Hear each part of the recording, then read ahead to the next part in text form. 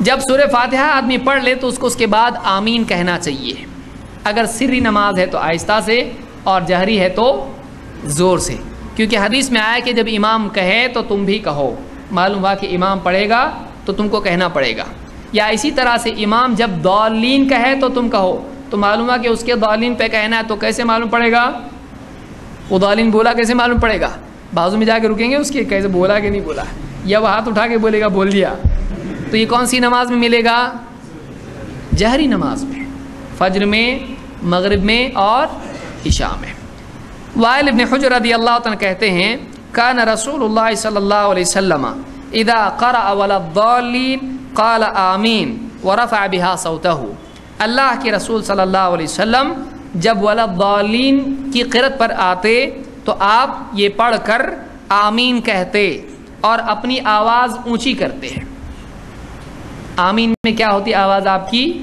اونچی. ورفع بها صوته، آمین سے اپنی آواز اونچی کرتے، یعنی آمین اونچی آواز میں کہتے ہیں. اس کو امام ابو داؤد، ترمذی، نسائی، ابن ماجہ نے روایت کیا ہے اور یہ روایت صحیح ہے. اس سے معلوم ہوا کہ امام کو کیا چاہیے؟ وہ زور سے آمین کہے. جب وہ ضالین کی قرأت کرے تو زور سے آمین کہے، کیونکہ ان کو معلوم پڑ رہا ہے. تو کون سی نماز ہے یہ؟ جہری ہے. اونچی آواز سے پڑھنا جہری نماز میں ہے اور آمین جہر میں کرے گا. وائل ابن حجر رضی اللہ عنہ کہتے ہیں کہ انہ صلی خلف رسول اللہ صلی اللہ علیہ وسلم فجہر بآمین، کہ میں نے اللہ کے رسول صلی اللہ علیہ وسلم کے پیچھے نماز پڑھی تو آپ نے جہر سے آمین کہی. جہر کے معنی ہوتے ہیں زور سے کہنا، تو آپ نے زور سے آمین کہی. اس کو ابو داؤد نے روایت کیا اور یہ حسن صحیح درجے کی روایت ہے. کبھی حسن اور صحیح دونوں جمع بھی ہو جاتے ہیں. حکمن صحیح ہے اور سندن حسن ہے. مقتدی بھی امام کے پیچھے کیا کہے؟ آمین. کیسے کہے؟ وہ آہستہ تو یہ بھی آہستہ، وہ زور سے تو یہ بھی زور سے. لیکن اگر اس کو معلوم نہیں ہے آہستہ پڑھ رہا ہے آمین، یا غلطی ضد میں آگے آہستہ بول رہا ہے، تو یہ اپنا عمل کر لے، یہ اپنا عمل کر لے. اللہ کے نبی صلی اللہ علیہ وسلم فرماتے ہیں اذا امن الامام فامنوا، جب امام آمین کہے تو تم بھی آمین کہو. فإنه من وافق تأمینه تأمین الملائکة غفر له ما تقدم من ذنبه، تو جس کی آمین فرشتوں کی آمین کے موافق ہو جائے تو اس کے پچھلے سارے گناہ معاف ہو جائیں گے. تو یہاں کیا کہا گیا؟ جب امام آمین کہے تو تم بھی آمین کہو. کیسے معلوم پڑے گا امام نے آمین کہی؟ امام جب زور سے آمین کہے گا تو معلوم ہوا کہ امام کو بھی زور سے آمین کہنا چاہیے اور امام کے پیچھے مقتدی کو بھی زور سے آمین کہنا چاہیے. یہاں پر یہ کہا گیا کہ جس کی آمین فرشتوں کی آمین کے موافق ہو جائے. علماء نے کہا اس کا مطلب یہ ہے کہ فرشتے امام کے تابع ہو کر آمین کہتے ہیں، تو یہ بھی مقتدی بھی کیا کرے؟ امام کے تابع ہو کر آمین کہے. ایسا نہ ہو کہ امام نے ابھی تک کہ آمین نہیں کہی، امام کے پہلے ہی آمین کہہ دے. ایسا نہیں ہونا چاہیے. اور امام کو بھی چاہیے کہ ضالین کے بعد زیادہ روکے نہیں، جلدی سے آمین کہہ دے تاکہ پیچھے مقتدی اس سے آگے نہ بڑھ جائیں. سمجھ میں آ رہا ہے؟ تو یہ حدیث بخاری اور مسلم کی ہے، جس سے معلوم ہوتا ہے کہ امام کی آمین پر مقتدیوں کو آمین کہنا چاہیے.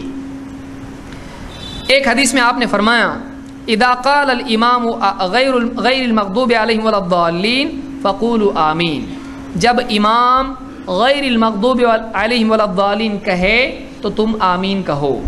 یعنی امام کے غیر المغضوب علیہم ولا الضالین پر بھی آدمی آمین کہہ سکتا ہے، چاہے وہ آہستہ کہہ رہا ہو. اب کسی کا مسئلہ ہے وہ آہستہ ہی بولتا ہے، امام پیچھے کیا کرے گا؟ زور سے آمین. مقتدی پیچھے کیا کرے گا؟ امام کے پیچھے آمین کہے گا، کیونکہ اس حدیث سے یہ بھی معلوم ہوتا ہے کہ ضالین کہے تو بھی آمین پیچھے کہہ سکتے ہیں. وہاں پر آمین کے پیچھے آمین اس لیے کہا گیا کہ امام تو بولے گا ہی، امام تو بولے گا ہی، اس اعتبار سے وہاں پر کہا گیا ہے. کیونکہ امام نے کہنا چاہیے، کیونکہ اس کو کس کی اتباع کرنا چاہیے؟ نبی صلی اللہ علیہ وسلم کی. فإن الملائکۃ تقول آمین والامام یقول آمین، اس لیے کہ فرشتے بھی آمین کہتے ہیں اور امام بھی آمین کہتا ہے.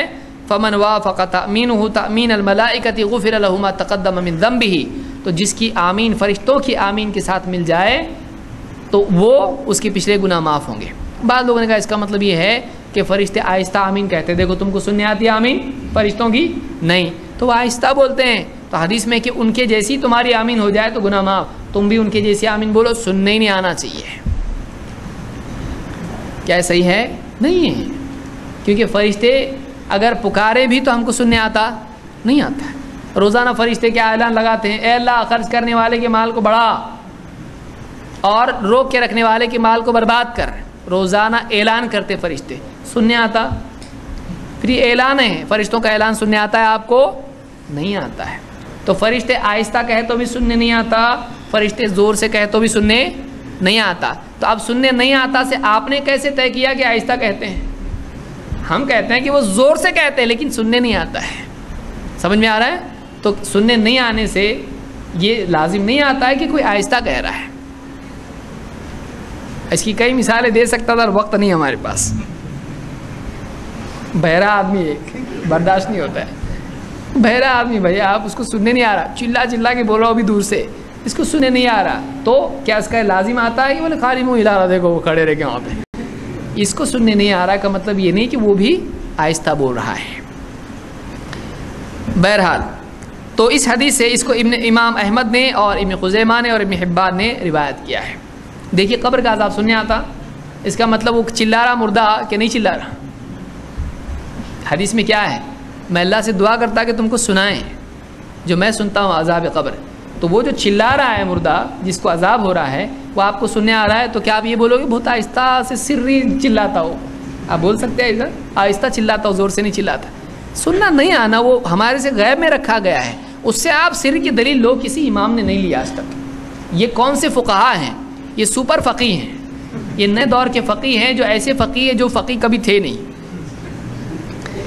ابن جریج عطا سے روایت کرتے ہیں، کہتے ہیں کہ قلت لہ اکان ابن الزبیر، عطا تابعی ہیں اور ابن زبیر صحابی ہیں.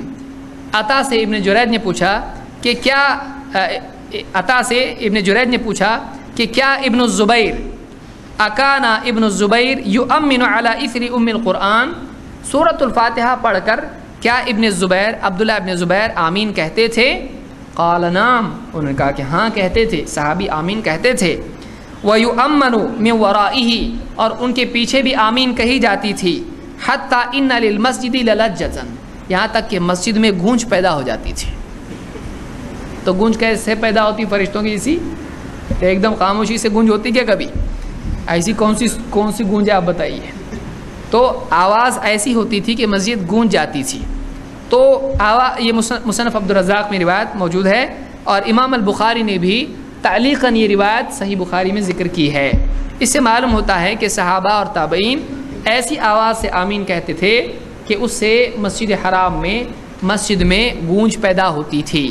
یہ دلیل ہماری ہے کہ ایسا ہوتا تھا. یہ نبی صلی اللہ علیہ وسلم کے بعد کی چیز ہے، تو یہ منسوخ نہیں ہوا ہے، اور اتنے لوگ ایسا کرتے تھے.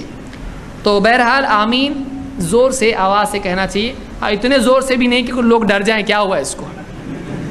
بعض مسجدوں میں کوئی آدمی جاتا تو اتنے زور سے بولتا کام جاتے لوگ کہ کیا ہوا ہے اس کو.